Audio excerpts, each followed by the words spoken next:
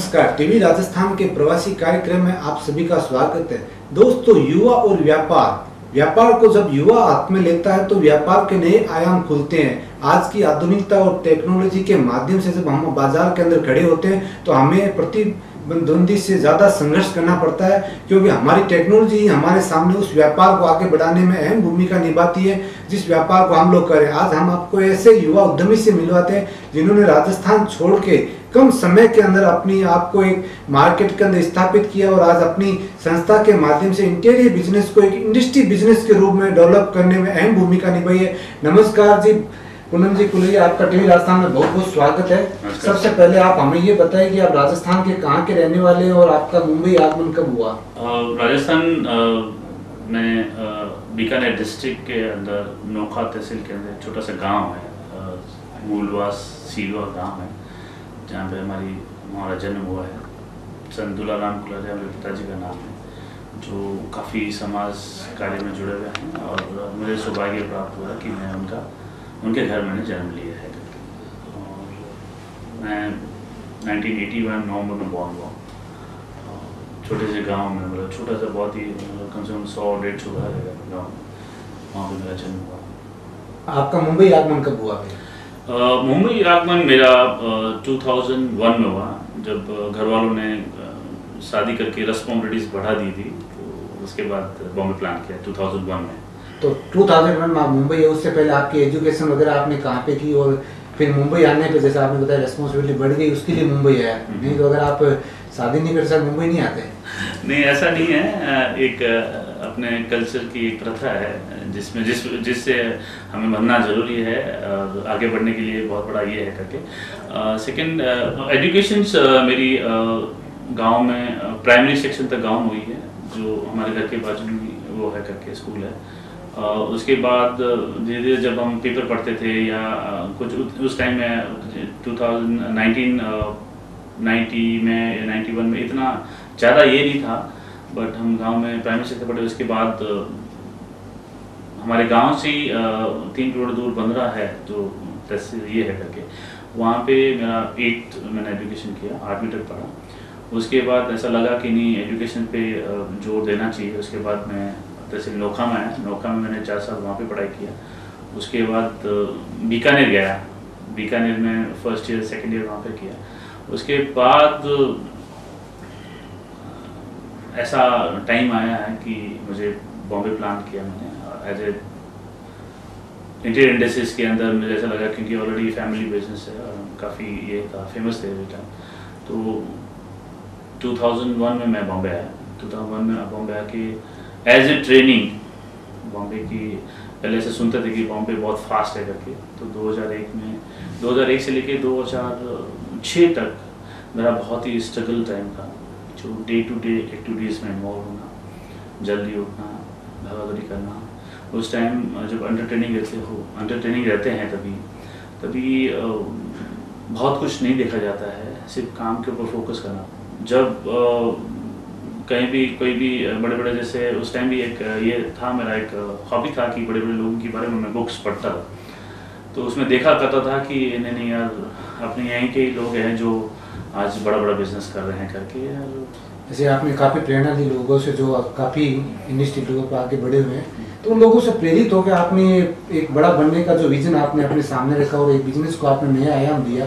तो ये BNP नाम से आपने जो ब्रांड नेम कंपनी चालू किया, तो इसको आपने कब बनाया और इसके साथ आपने इस इंटीरियर बिजनेस के अंदर कैसे आगे बढ़े? जी, BNP इंटीरियर्स मैंने 2006 में स्टार्ट किया था। और जब मैं अंडर ट्रेनिंग था, तो जब हम पूरे देश में प्रोजेक्ट चलते थे तो हम जाते थे और देखते थे, तो मुझे ऐसा फील हुआ कि आने वाले टाइम में, क्योंकि आज हर घर में इंटीरियर की जरूरत पड़ती है, हर ऑफिस के अंदर इंटीरियर पड़ती है, हर फैक्ट्री, बड़े इंडस्ट्रीज, बड़े कॉर्पोरेट IT सब में इंटीरियर का बहुत ज़रूरत है। और आने वाले टाइम में ये बहुत बड़ा मार्केट बनने वाला है। तो हमने 2006 में प्लान किया कि BNP इंटीरियर्स को सर्विस किया जाए, और वो किया। फिर धीरे धीरे हमारा वैसे भी काफ़ी क्लाइंटों से अच्छा रिलेशन था, तो हमने 2006 में स्टार्ट किया उसको।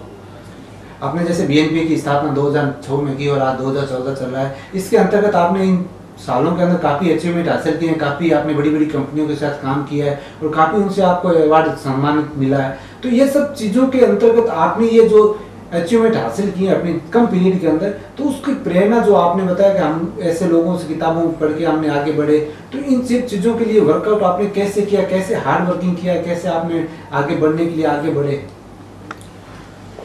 आगे बढ़ने वाली बात तो ये है, सही है आपका कहना कि जब 2006 में जब हमने अपना ऑर्गेनाइजेशन स्टार्ट किया था, उस टाइम सबसे पहले तो मेरा एम था कि टीम को अच्छी टीम सेलेक्ट करें। तो हमारी टीम बहुत अच्छी टीम है, जिन्होंने हमने क्लाइंट के डिमांडिंग शेड्यूल के हिसाब से लोगों का ये था कि कैसे मतलब उस प्रोजेक्ट को टाइम से पहले पूरा किया जाए, ये हम पहले प्लान करते थे मेरी टीम के साथ। और अच्छा काम अच्छे बिफोर टाइम क्लाइंट का एक्सपेक्टेशन को उस लेवल तक लेके जाना। और हमारा हर प्रोजेक्ट में, स्टार्टिंग में हर प्रोजेक्ट में मैं खुद इन्वॉल्व होता था, एवरी डिटेल्स में मैं खुद इन्वॉल्व होता था। हमको ऐसा लगता था कि नहीं पर्सनल अटेंडेंस, तो हमने पर्सनल अटेंडेंस देना चालू किया। उसके बाद हमको रिपीटेड काम मिलना चाहिए। एक आप क्लाइंट का ये हमारी जो इंडस्ट्री है वो सर्विस इंडस्ट्री है, आप जितना ज़्यादा सर्विस दोगे उतना ज़्यादा आपको बेनिफिट होगा। तो हमने कभी भी किसी क्लाइंट का कॉल आया है, आर्किटेक्ट का कॉल आया है या प्रोजेक्ट मैनेजमेंट वालों का कॉल आया है, तो टीम को पहले हम अलर्ट करके बोलते थे कि भैया किसी का कॉल आए तो आप रात को आधी रात को जाके उसको काम को पूरा कीजिए। काम देने के लिए वो लोग पहले बैकग्राउंड देखते हैं कि भी क्या है कैसे है करके। बहुत जगह फ़ोन करके पूछते भी ये काम कर रहा है तो क्या अच्छा कर रहा है कि नहीं कर रहा है, वो सब पूछा जाता है। तो उसके बाद फीडबैक जो आते हैं क्लाइंट का, फीडबैक बेसिस पे हमें एक क्लाइंट से दो से चार से 10 अभी हमारे पास 200-300 क्लाइंट्स है हमारे प्रोजेक्ट ग्रुप, 200 क्लाइंट्स है।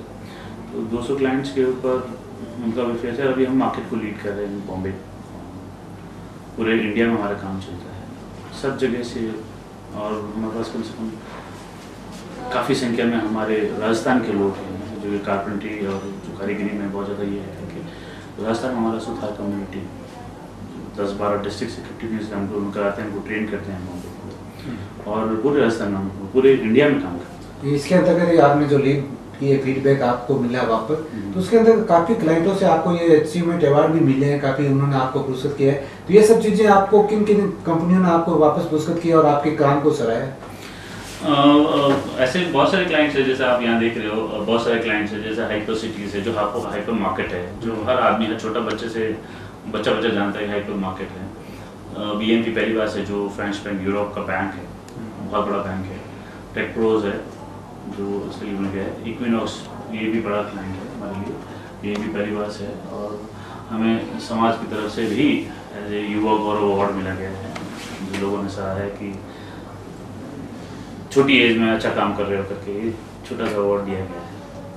आपने एक चीज़ और जानना चाहते हैं, जो आप इंटीरियर बिजनेस कर रहे हैं उस बिजनेस के अंदर हमेशा एक आधुनिकता जुड़ी होती है कि वो नई नई डिजाइन आती है, नई नई मार्केट के अंदर कंपटीशन आते हैं, तो उसके अंतर्गत आपको अपने आप को स्थापित करने में काफ़ी मेहनत करनी पड़ती है, जैसे आप कर भी रहे हैं। तो कहीं आपको लगता है कि हम लोग वो आधुनिकता जो समाज के साथ या जो हमारे बिजनेस के अंदर नई नई दिशा दे रहा है हमको, तो आधुनिकताओं का संजोग कर आप आगे बढ़ रहे हैं? ये एक मैं कह सकता हूँ आपको कि छोटे से गांव से आके हम बॉम्बे में धंधा स्टेबल कर रहे हैं और आज पूरे इंडिया में हमारा नाम है।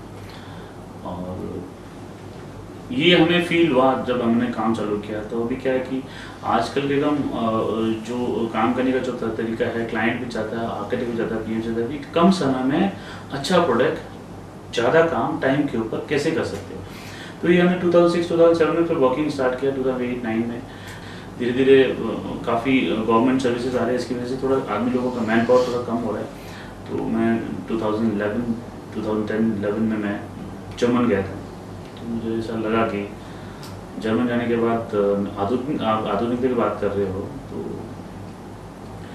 फैक्ट्री के लिए, मशीनरीज के लिए मैं गया था जर्मन में गया था। जर्मन के बाद फ्रांस, इटली, फ्रैंकफर्ट यहाँ पे जाके आया था मैं, और वहाँ पे मैं मशीनरी लेके आया, मैंने फैक्ट्री सेटअप किया वाशी के अंदर। तो उससे इतना बेनिफिट हो गया, अभी हमें फास्टेस्ट काम करने के लिए आदत जुड़ गया हम लोग। इसके अंदर जो आप कार्य करते हैं, इंटीरियर का काम कार्य करते हैं, उसके अंदर काफ़ी बड़े रूप में आपको लेबर की ज़रूरत पड़ती है और आजकल जो हमारे भारत सरकार चाहे राजस्थान सरकार की वेलफेयर स्कीमें के तहत हमारे गाँव के अंदर लोगों को रोजगार मिल जाता है, लोग बाहर कमाना पसंद करते हैं, तो कहीं आपको लेबर प्रॉब्लम भी इस काम के अंदर आती है? हाँ, लेबर प्रॉब्लम धीरे धीरे आने चालू हुई। हमने फैक्ट्री इंडस्ट्रीज डालने के बाद हमको लेबर कैसा लगा है, क्योंकि कम लेबर से कितना ज़्यादा काम कर सकते हैं, इसके लिए हमने फैक्ट्री सेटअप किया है। और ये हम अभी प्लान कर रहे हैं। अभी जैसे मोदी साहब प्राइम मिनिस्टर बने हैं, उसके बाद हमें नहीं, पूरे इंडिया को बहुत बड़ी होप है, वर्ल्ड वाइड जितने भी इंडियन लोग हैं उनको होप है कि प्राइम मिनिस्टर साहब कुछ करेंगे। और उसके बाद जैसे ही प्राइम मिनिस्टर साहब ने ऐसे दिया कि मेक इन इंडिया यूज़ करना है, तो मैं एक प्रोजेक्ट कर रहा था, और जिसमें उस प्रोजेक्ट का नाम देना ठीक नहीं है अभी, बट उस प्रोजेक्ट के अंदर चाइना होटल का प्रोजेक्ट था, जिसमें आपको पता है अभी China, Malaysia, Singapore, US, Dubai, यहाँ से काफ़ी हाई एंड फर्नीचर्स आ रहे हैं जो इंडियन मार्केट के लिए थोड़ा तकलीफ हो रहा है। तो मोदी जी ने जैसे मेक इन इंडिया चालू किया, तो उससे पहले ऑलरेडी एक होटल प्रोजेक्ट के अंदर चाइना का इम्पोर्टेंट मटेरियल वहाँ पे लग रहा था। तो हमने तब फैक्ट्री सेटअप कर दिया।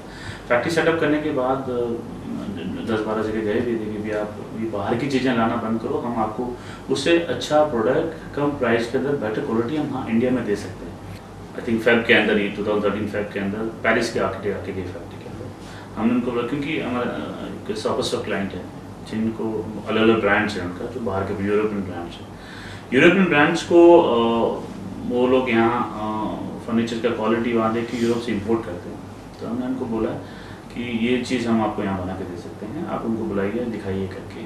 तो लास्ट टाइम हमारे फैक्ट्री में आए थे पेरिस के लोग, और आके ऑलमोस्ट अप्रूव ही हो गया कि हाँ हम उनसे अच्छी क्वालिटी में और कम प्राइस, क्योंकि वहाँ से इंपोर्ट करते हैं, आपको पता ही वहाँ से इंपोर्ट करते तो ज़्यादा पैसा लगता है, तो वो कम पैसे के अंदर बेटर क्वालिटी हमने यहाँ पे उनको बना के दिखाया। दे इंटरेस्ट कि हाँ वाह यहाँ पे बन सकता है करके।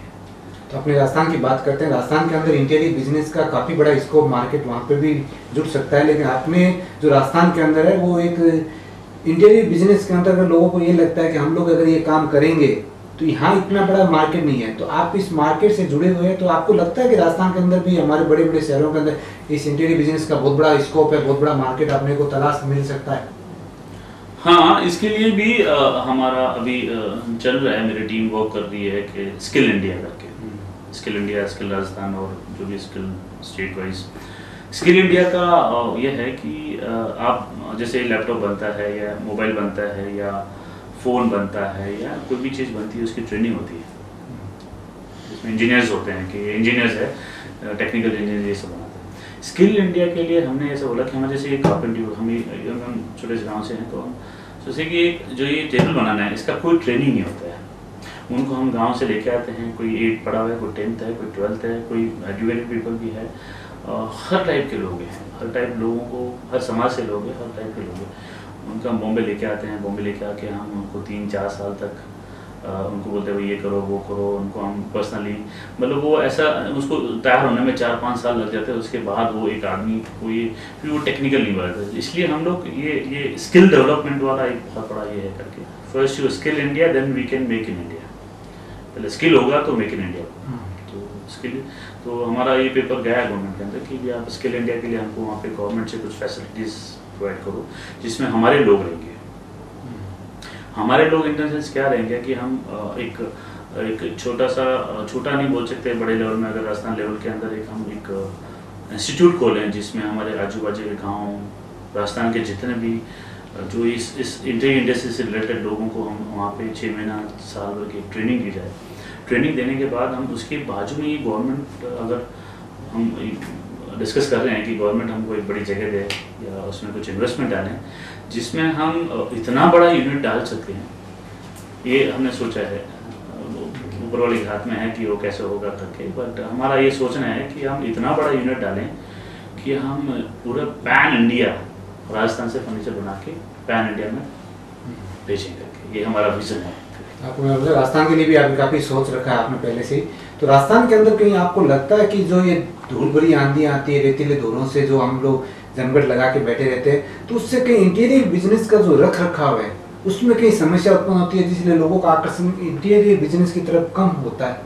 नहीं, ऐसा नहीं है। हम आज 20 साल पहले 25 साल पहले देखो तो हम छोटे से गांव में थे, हमको नहीं पता था कि हम बॉम्बे जाके इतने बड़े लेवल में काम करेंगे, हमको नहीं पता है। वो हौसला होना चाहिए, वो जज्बा होना चाहिए करने का। आंधी तूफान ये तो अलग चीज़ें, ये तो कुदरत की चीज़ें हैं, ये कभी भी कहाँ भी कुछ भी कर सकती है, उसका आप हमारा कोई कंट्रोल नहीं है ऊपर वाले के हाथ में। बट हम कोशिश कर सकते हैं, और कोशिश करने वालों की भी मेरे ख्याल से हार होती नहीं है, और हम ये करेंगे। उसमें आजकल बहुत बड़ा ऐसा मटेरियल्स आने लग गए हैं जिसमें कोई यूनिट बना सकते हैं, मटेरियल आने लगे जिसमें कोई फर्नीचर्स का ऐसा कुछ इश्यूज़ नहीं है, तो हम बना के बेच सकते हैं, कोई इशू नहीं है।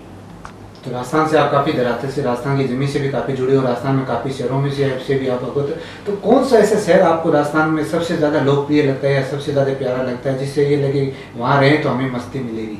देखो, ये तो जन्मभूमि होती है जहाँ पे बहुत अच्छा लगता है। हम हर महीने जाते रहते हैं, पिताजी माँ गाँव में रहते हैं, वो कभी हमें संभालने यहाँ आ जाते हैं कभी, और हर महीने हम जाते ही रहते हैं, और हम गाँव से बहुत कनेक्टेड हैं, और हमें हमारा गाँव बहुत प्यारा लगता है। तो अपने बीकानेर की नमकीन जो वर्ल्ड फेमस है, वैसे ही आप इंटीरियर बिजनेस के अंदर भी राजस्थान को वर्ल्ड फेमस करना चाहेंगे? नहीं, हम कहीं पे भी जाते हैं तो हमें पूछा जाता है कि आप कहाँ से हो, हम बोले हम राजस्थान से बीकानेर से, तो उनको अच्छा लगता है, और हमें भी बहुत अच्छा लगता है कि हम ऐसा बोले कि हम बीकानेर से। तो अपने वर्ल्ड फेमस जो मैंने बात कही आपको, इंटीरियर बिजनेस को भी आप बीकानेर के तौर पे या राजस्थान के लोगों की तरफ से वर्ल्ड फेमस करना चाहेंगे? Yes, definitely, why not. और ये आने वाले टाइम में आप देखिएगा काफ़ी अच्छा अचीवमेंट करेंगे हम लोग, और सोच रहे हैं, भगवान करे अच्छा करें।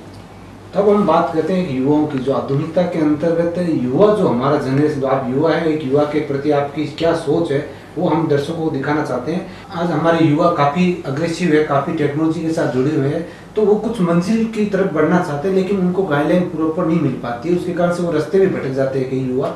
तो आप हमारे युवाओं को क्या मैसेज देना चाहेंगे कि हमें कैसे आगे बढ़ना चाहिए?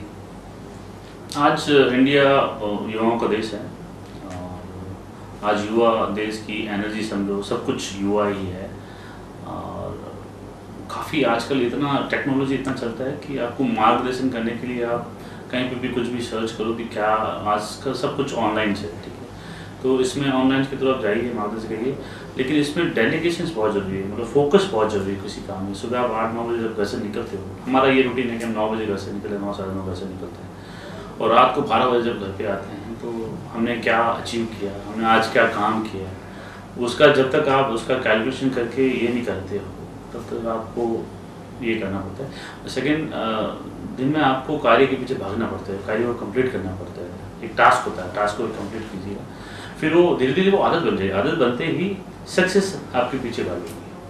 जी हाँ, काम के ऊपर आप अपना फोकस रखिए, अपना विजन क्लियर रखिए, तो आपके सफलता आपके चरण चूमेगी, नहीं कि आपको सफलता की तरफ भागना है। यही हमारे पूनम जी कुलरिया का कहना है कि युवाओं की जो ग्रोथ, जो एनर्जी है, उसको हम एक दिशा दें, ताकि वो, हमें ये नहीं लगाना चाहिए कि हमारे युवा भटक रहे हैं। हमारे युवा एक देश का नेतृत्व करने वाले युवा हैं, और वो निश्चित तौर पर सफलता की उम्मीद करेंगे और निश्चित तौर पर सफलता पाएंगे।